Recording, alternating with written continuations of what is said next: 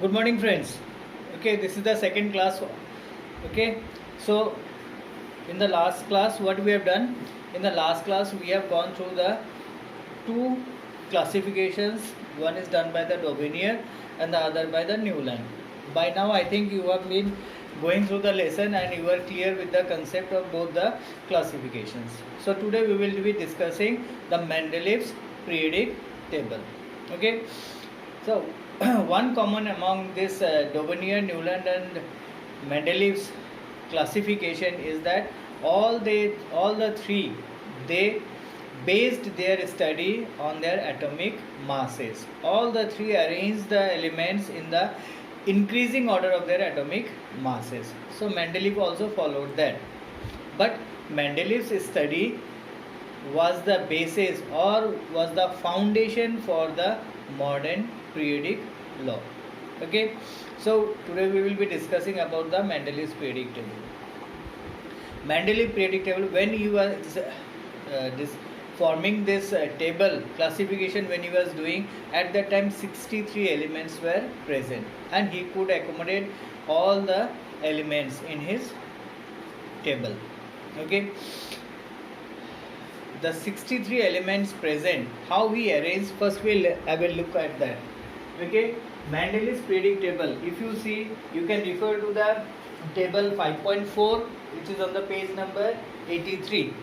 Okay, so what he has 6 periods and 8 groups in his table. Okay, so now what are periods? Periods are the horizontal rows, that is going from left to right. When we move from left to right horizontally, these are called periods. So it has how many? 6 periods altogether. And groups, the vertical columns down are called the groups. Okay, so how many groups are there? You can see there are 8 groups. Clear? So first of all, what is his law or what is his basis? Okay, a question very commonly comes that what is Mendeleev's periodic law? Okay, you can see, if you when we go through the lines, you will find that law. It is clearly written that the physical and chemical properties of the elements are the periodic function of their atomic masses.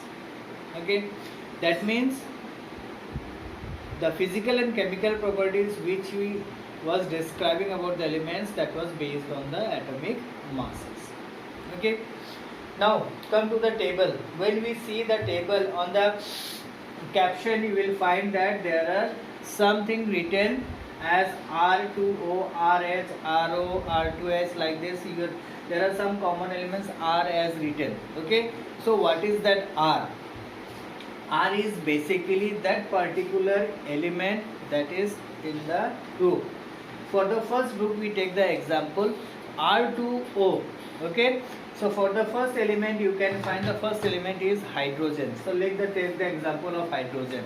Okay, for that hydrogen, R2O, okay, and RH. So R will replace as hydrogen. So what it will become? It will become H2O, and this will become as H2. Okay, so we know that what it becomes and what it is. Okay, so similarly you can take the other as lithium or sodium also.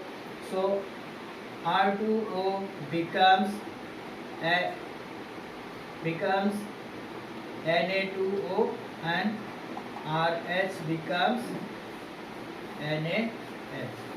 Okay, and of course, how these compounds are formed, you have gone in class 3 based on the valencies. The valencies are arranged among the elements to form the compounds. So basically that is a different topic, but now what is important here is that the R refers to the particular element in that group. And if you try with some other elements in some other group, second, third, fourth group, you will find the compounds. Okay, now the thing is, even R is clear now. Okay, but now why hydrogen and oxygen is placed there? Okay, why only hydrogen? You can ask the question that why hydrogen and oxygen is only asked. Okay, why not other elements are placed? It's because that hydrogen and oxygen, these are two elements sorry, these are two elements which combine with most of the elements. Okay, hydrogen will find the compounds in the environment that mostly contains hydrogen or oxygen along with it. So he took his bases for classification as reacting with this hydrogen and oxygen.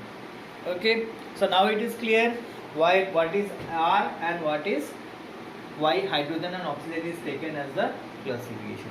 Okay, now we come to the achievements. Okay, we come to the achievements, or we come to the advantages of Mendeleev periodic table. Okay, as in the initially we have said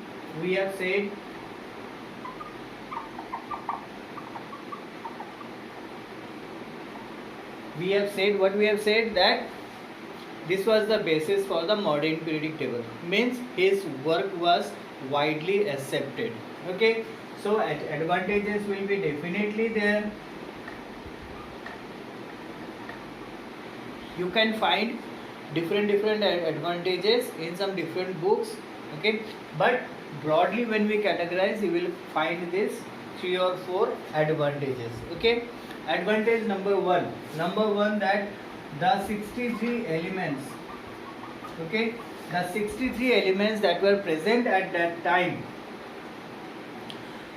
could be easily arranged in his group, having similar chemical and physical properties down the groups. Okay, so that means all the 63 elements could be arranged.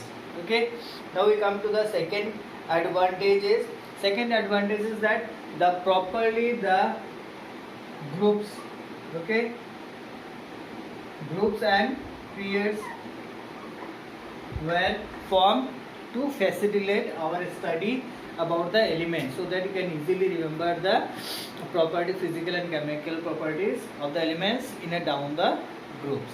Okay, the third one, when you go minutely to the table, through the table, what you will find? You will find some empty spaces. Okay, you will find some empty spaces. Okay, he left those empty spaces expecting that in near future some new discoveries will be done, some new elements will be discovered, and those elements will be fitting on in those empty spaces. Okay, those will be fitting on these empty spaces with the same chemical and properties in the group. Okay, one example we can give as that we have as down the group, if you sign with boron, aluminium and silicon, you will find that below boron you will find strontium, below aluminium you will find gallium, and below silicon you will find germanium. Okay, so these three elements, strontium, gallium and germanium, were not discovered at that time. He has given the names as Eka boron, Eka aluminium and Eka silicon, but later on when they were discovered, it was found that these are the elements. Okay, point number 4. Okay,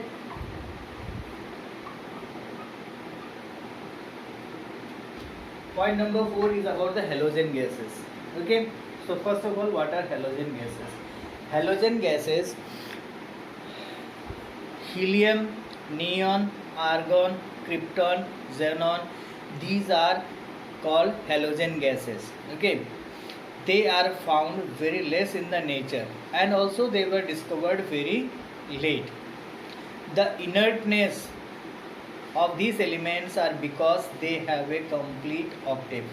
When you draw the configuration of these elements, you will find that all these elements, they have a complete octave, means their outermost shell are completely filled, so they don't react with other elements, so their compounds are not found, and also they were present in very less quantity in the nature. Okay, so what he did, Mendeleev left some spaces. You can see in the 8th group there are some spots left, that is, So when these halogen gases were discovered, they properly fit into these places. So he took care of these halogen gases, or he was expecting some elements to be discovered that fit that places. So these were the 4 advantages of Mendeleev's periodic table. Okay. Again, when they do the work, achievements, okay, advantages are there, but again some sort of some limitations also comes. Okay. So we will discuss with certain limitations.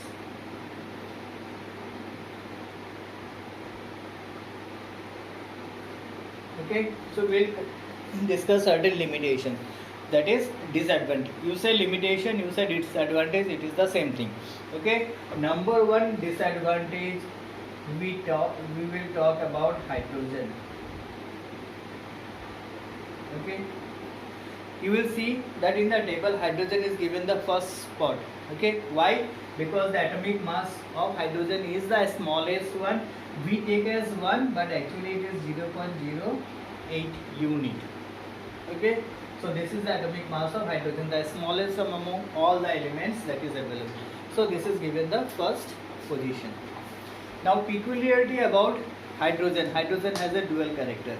It shows both the characteristics of metals and non-metals. Like metal, we know that sodium reacts with chlorine forming sodium chloride. So hydrogen also reacts with chlorine forming HCl, hydrochloric acid. Okay.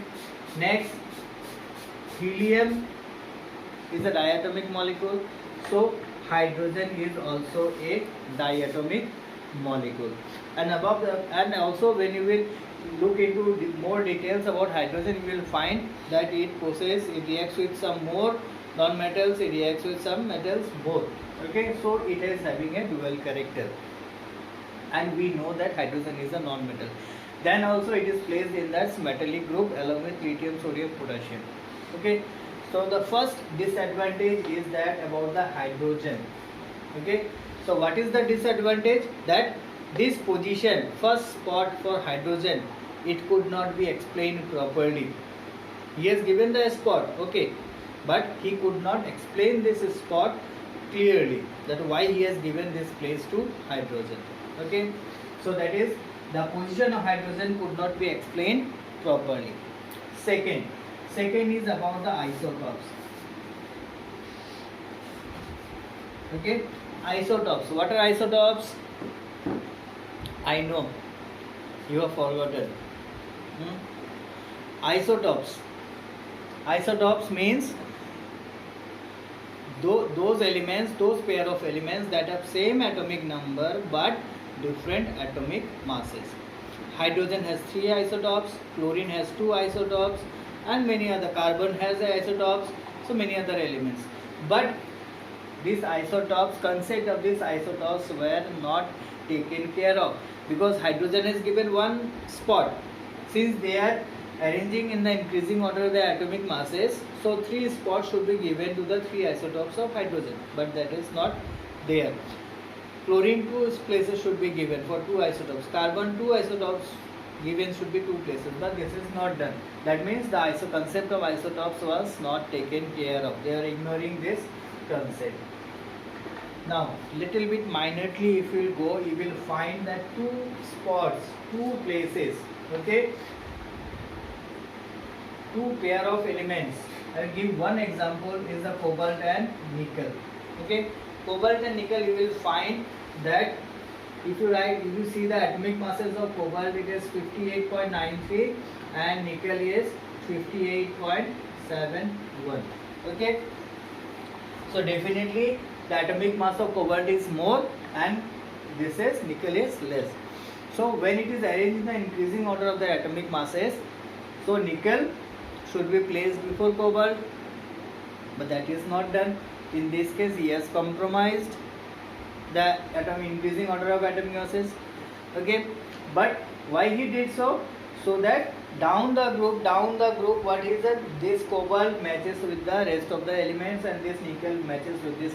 To match the physical and chemical properties, he arranged it, but this is not matching with the concept of increasing order of the atomic masses. Okay, so these were the three major disadvantages. Okay, so this is what we are discussing today about the Mendeleev's periodic law. Okay, so kindly go through the chapter, go through the lines, go through the paragraphs. Okay, when you read the paragraph, when you read the lines, you will get some more information what I have narrated. Okay, so go through it kindly, think about it. Okay, and the homework will be followed soon after. Okay, so keep studying, stay at home, and fight the virus. Okay, thank you.